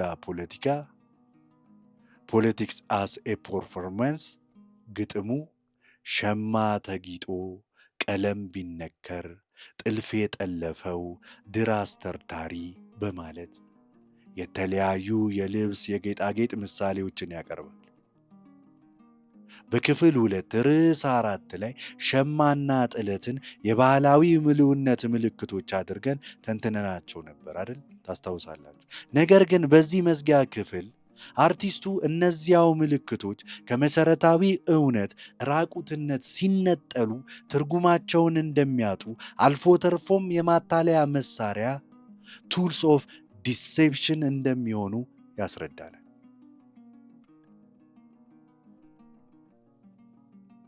ይህ በቀጥታ ከድህረ ቅኝ ግዛት ፖስት ኮሎኒያል ጽንሰ ሐሳብ ጋር ይገናኛል። ፍራንትዝ ፋኖን ዘ ሪችድ ኦፍ ዘ እርዝ በተሰኘ መጽሐፉ በ1961 ባሳተመው ከቅኝ ግዛት ነፃ የወጡ አዳዲስ ሀገራት የራሳቸውን መሰረታዊ መዋቅር ስትራክቸር ከመገንባት ይልቅ የቀድሞ ገዢዎቻቸውን ባንዲራ፣ ብሔራዊ መዝሙር፣ አንተምና አስተዳደራዊ ጌጦች በመውረስ የይስሙላ ሉዓላዊነት ፐርፎርማቲቭ ሶቨርኒቲ እንደሚያሳዩ ይተቻቸዋል ፋኖን። እናም እዚህ ላይ ቴዲ አፍሮ ይመጣና ልብስ ያምርበት ያራቁት ሀገር የሚለው ሀረግ የፋኖን ትችት ጥበባዊ ማስተጋባት አርቲስቲክ ኢኮ ነው። እሱ በኢትዮጵያ ወይም በማንኛውም ሀገር አውድ ውስጥ መሰረታዊ የፍትህ የእኩልነትና የኢኮኖሚ ጥያቄዎች ራቁትነት ሳይመለሱ ስለ ታላቅ ታሪክ ሸማ ጥለት፣ ስለ ልማት ቀለም ጌጥ ወይም ስለ ብሔራዊ አንድነት ሰንደቅ ማውራት ትርጉም አልባ አልፎ ተርፎም አስቀያሚ የማያምር እንደሆነ የሚሞግት ኃይለኛ ፖለቲካዊ አቋም። የሶሺዮሎጂ ባለሙያው አርቪንግ ጎፍማን ዘ ፕሬዘንቴሽን ኦፍ ሰልፍ ኢን ኤቭሪዴ ላይፍ ላይ ማህበራዊ ህይወት የፊት መድረክ ፍሮንት ስቴጅ እና የኋላ መድረክ ባክ ስቴጅ እንዳለው ይገልጻል። የፊት መድረክ ለህዝብ የምናሳየው የተዋበ ፐርፎርምድ የሆነ ገጽታችን ነው። የኋላ መድረክ ግን እውነተኛ ያልተዋበ ማንነታችን ነው።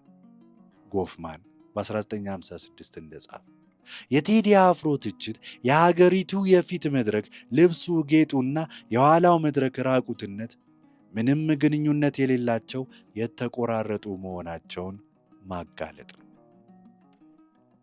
ሶስተኛው ያራቁት ሀገር እንደ የሞራል መነሻ ነው። ዘ ኔክድ ኔሽን አስ ኤ ሞራል ቤዝ ላይን። ይህ ዘይቤ ከፖለቲካዊ ትችት ባለፈ የሞራል አቋምን ያሳያል። ራቁት የሆነችው ሀገር የማንኛውም ፖለቲካዊ ባህል ወይም ሃይማኖት መነሻ ነጥብ ቤዝ ላይን መሆን አለባት ይላል። ማንኛውም ልብስ፣ ርዕዮተ ዓለም፣ ፖሊሲ፣ ፕሮጀክት የሚለካው ይህችን ራቁት ሀገር መሰረታዊውን ፍላጎት አለብስ ወይም አላለበሰም በሚለው መስፈርት ነው። አለበሰ ወይም አላለበሰም በሚለው መስፈርት ነው። ልብስ አያምርበት ማለት የተደረገው ሙከራ፣ ጌጡ፣ ጥልፉ ከሀገሪቱ እውነተኛ አካል ዜኔክድ ቦዲ ጋር የተቆራኘ ኦርጋኒክ አይደለም ማለት ነው። ከውጪ የተጫነ ኢምፖዝ፣ ሰው ሰራሽ፣ አርቲፊሻል፣ የማያገለግል ነን ፋንክሽናል ነው። ድር አስተርታሪው ሸረሪት ድር አውሪ የሚለው ዘይቤ ይህንን ሐሳብ ያጠናክረዋል። ድር እጅግ የተወሳሰበና በንድፈ ሐሳብ ቲዎሬቲካሊ የሚያምር ሊሆን ይችላል። ነገር ግን ራቁት አካልን ከብርድ አይከላከልም። እሱ ባዶ ንድፈ ሐሳብ ነው። ይህንን ርዕስ ሳጠናቅቅ ልብስ አያምርበት ያራቁት ሀገር የሚለው ሐረግ ማዘንዲደር ስራን ከግል ናፍቆት ዜማነት ወደ ኃይለኛ የፖለቲካ ማኒፌስቶ ይለውጠዋል። እሱ ስለ እውነት፣ አውተንቲሲቲ እና የይስሙላ ፐርፎርማንስ ፖለቲካ የሚጠይቅ ጥልቅ ፍልስፍናም ነው።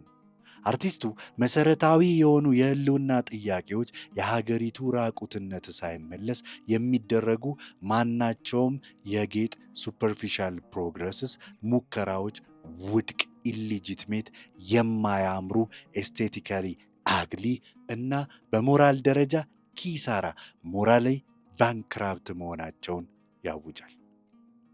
ይህ መስመር እውነተኛ ኦተንቲክ ለውጥ የሚጀምረው ይህንን ራቁትነት አምኖ ከመቀበልና እሱን ከመፍታት እንጂ እሱን ከመሸፋፈን እንዳልሆነ ያስገነዝባል።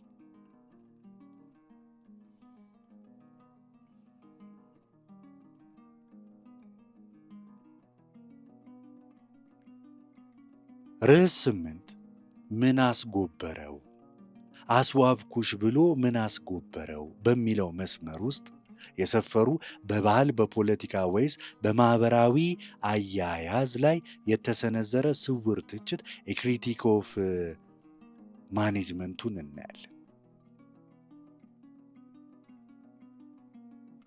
በእርከን 3 ርዕስ 7 ትንታኔያችን ላይ በክፍል 3 ርዕስ 7 ትንታኔያችን ላይ ያራቁት ሀገር ላይ ልብስ ጌጥ ለመጫን የሚደረገው የይስሙላ ሙከራ እንዴት ትርጉም አልባ እንደሆነ አይተናል። ምን አስጎበረው የሚለው ሐረግ ይህንን ትችት አንድ እርምጃ ወደፊት ይወስዷል። እዚህ ላይ ችግሩ ጌጡ አለማማሩ ብቻም ሳይሆን ለማስዋብ የተደረገው ሙከራ ራሱ ነገሮችን ያባባሰ ጎባጣ ያደረገ መሆኑን ይገልጻል።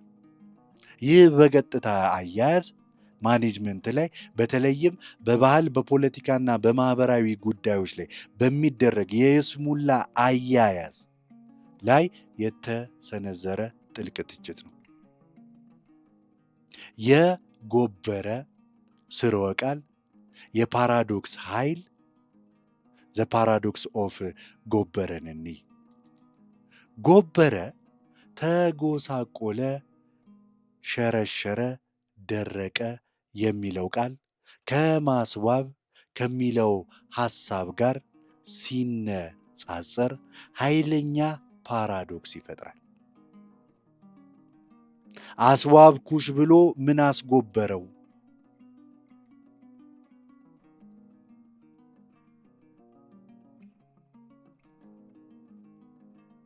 ይህ ያልታሰበ ውጤት አንኢንቴንድድ ኮንሲኮንስ ከሚለው ጽንሰ ሐሳብ የከፋ ነው። ይህ የተገለበጠ ውጤት ነው። ማለትም የተደረገው ጣልቃ ገብነት ያስገኛል ተብሎ የታሰበውን ውጤት ተቃራኒ አስገኝቷል። ይህንን ሐሳብ በቀጥታ ከታዋቂው የፖለቲካ ሳይንስና አንትሮፖሎጂ ምሁር ጄምስ ሲ ስኮት ሥራ ጋር ማገናኘት ይቻላል። ስኮት ሲይንግ ላይክ ኤ ስቴት ሃው ሰርቴን ሼምስ ቱ ኢምፕሩቭ ዘ ሂውማን ኮንዲሽን ሃቭ ፌልድ በተሰኘው መጽሐፉ በ1998 ባሳተመው ላይ ግዙፍ የመንግሥት ፕሮጀክቶች ላርጅ ስኬል ስቴት ፕሮጀክት የሰውን ልጅ ሁኔታ ለማሻሻል ወይም ለማስዋብ ሲሞክሩ እንዴት እንደከሸፉ ይተነትንልናል።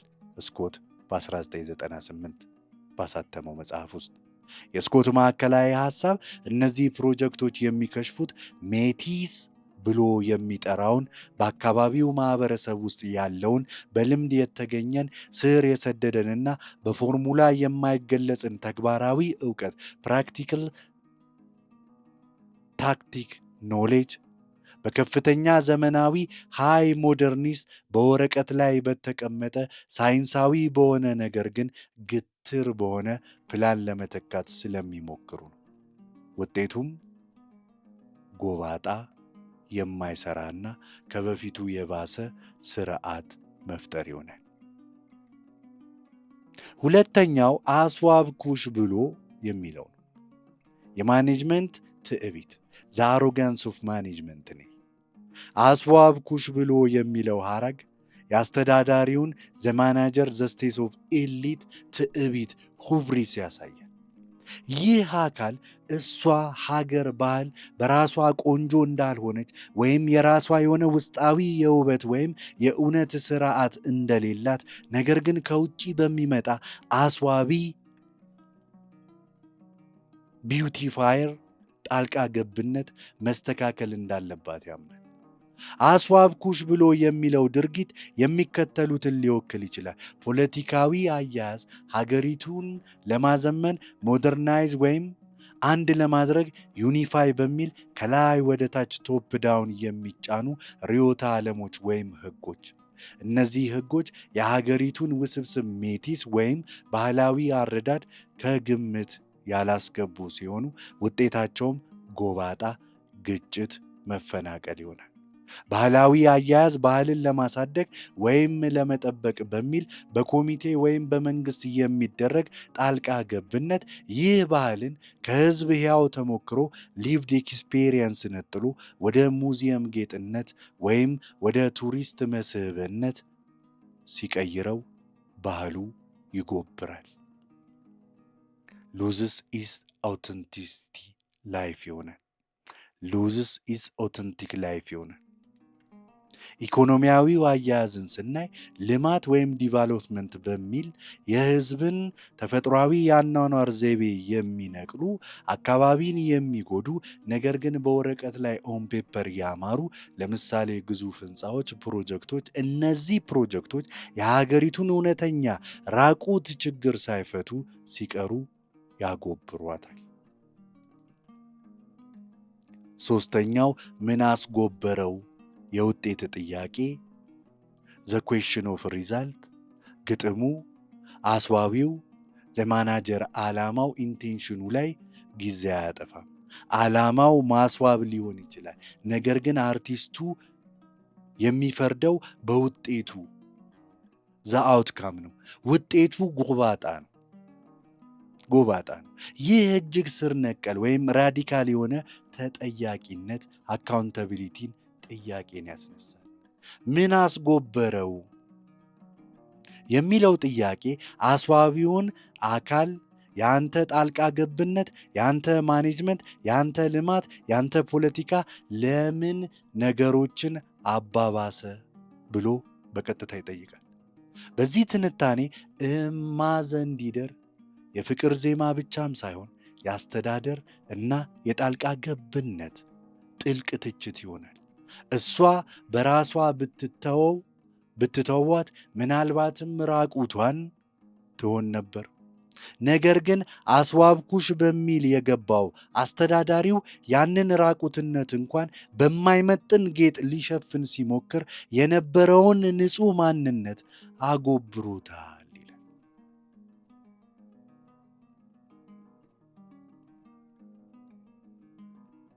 ይህንን ርዕስ ሳጠቃልል አስዋብኩሽ ብሎ ምን አስጎበረው የሚለው መስመር በዘመናዊ አስተዳደር ውስጥ ያለውን ማዕከላዊ ፓራዶክስን ይይዛል።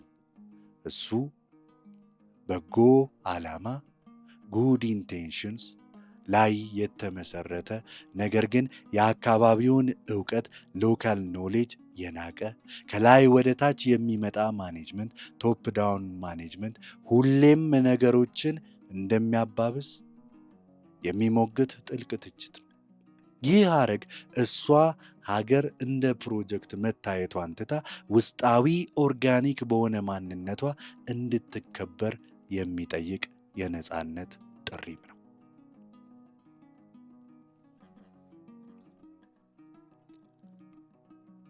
ቀጣይ የማየው 9ኛው ርዕስ ይሆናል።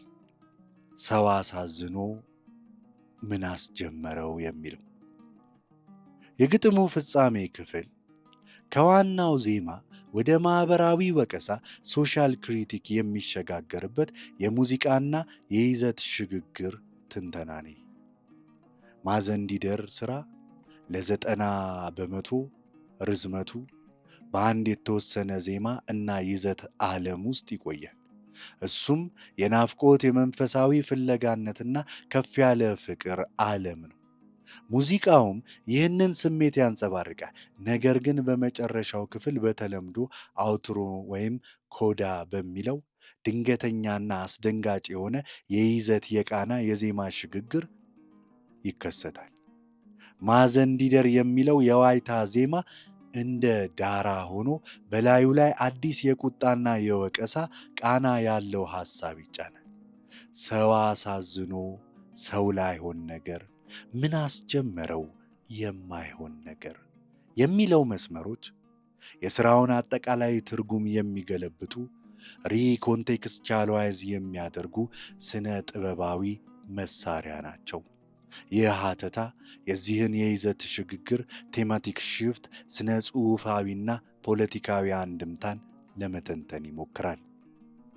አንደኛው መውጫው እንደ ስነ ጽሑፋዊ መሳሪያ ዘ አውትሮ አዝ ኤ ሊትራሪ ዲቫይስ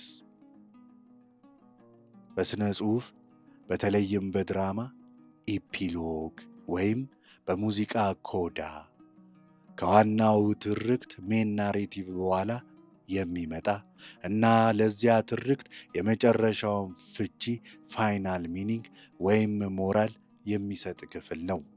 የአርቲስቱ አውትሮ ይህንን ተግባር በትክክል ይፈጽመዋል። ዋናው ዜማ ማዘንዲደር በአንድ ጥያቄ የተሞላ ነው። የት ልሂድ? እንዴት ላግኝሽ? ምን ይሻለኛል? እሱ የፍለጋ ኩዌስት ትርክት ነው። አውትሮ የዚህ ፍለጋ በኋላ የመጣውን መገለጥ ኢፒፋኒ ወይም ፍርድ ጀጅመንትን ያቀርባል። ሰው አሳዝኖ ሰው ላይሆን ነገር ምን አስጀመረው የማይሆን ነገር የሚለው ፍርድ ከዚህ ቀደም የተተረከ ፍቅር ዘኩዌስት ከንቱ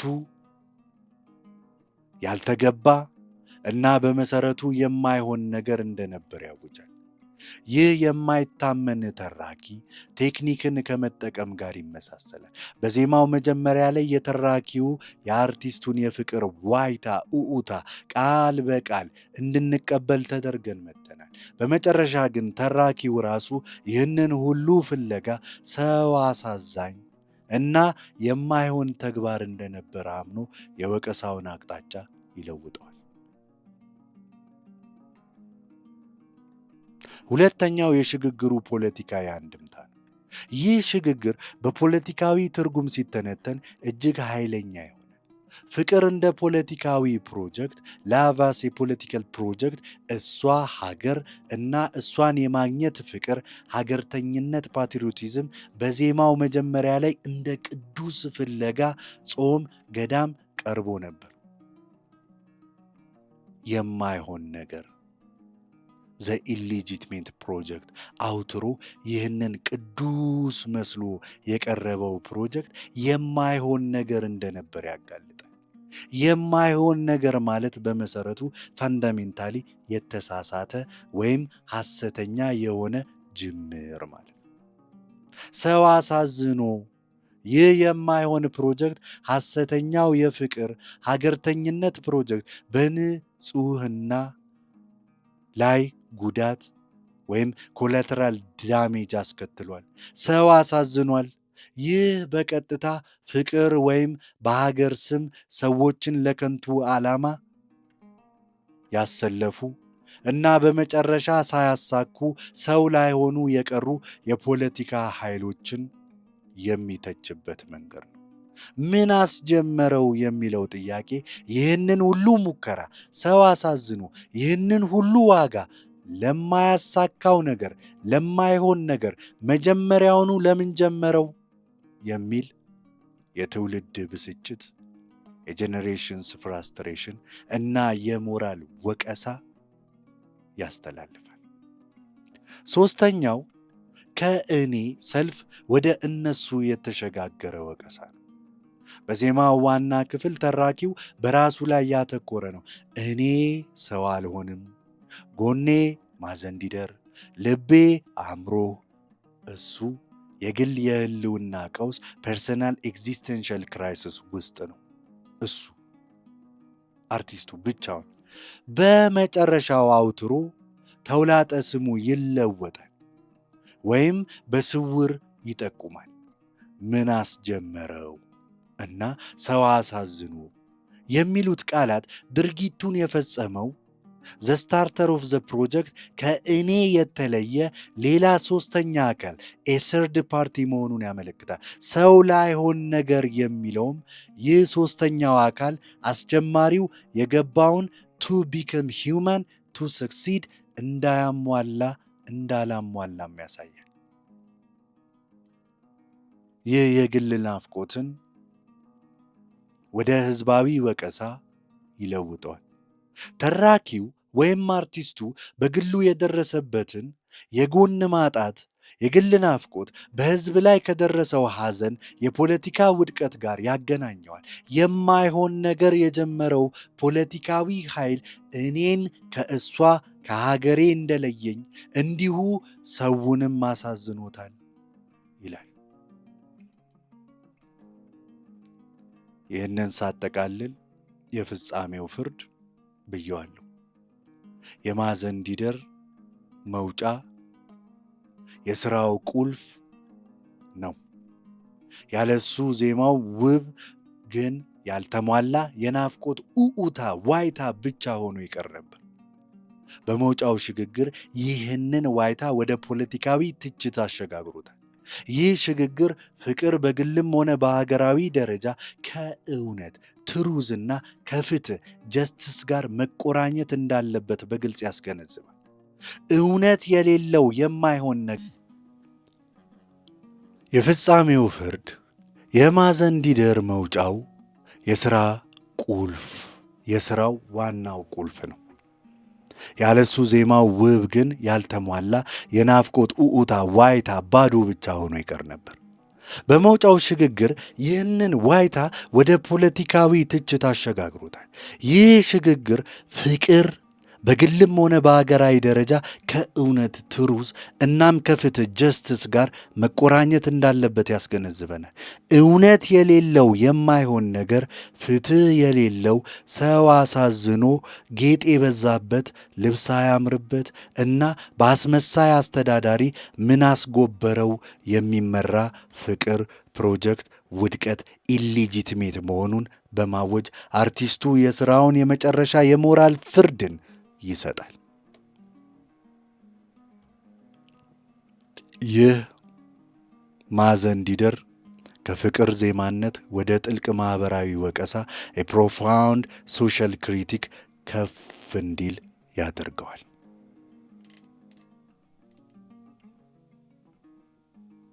የአርቲስት ቴዎድሮስ ካሳሁን ማዘንዲደር ሥራ በዚህ ባለ 9 ርዕስ ባለው 3 የሆነ ክፍል ምሁራዊ የሆነ ሀተታ ለመመርመር ሞክሬያለሁ።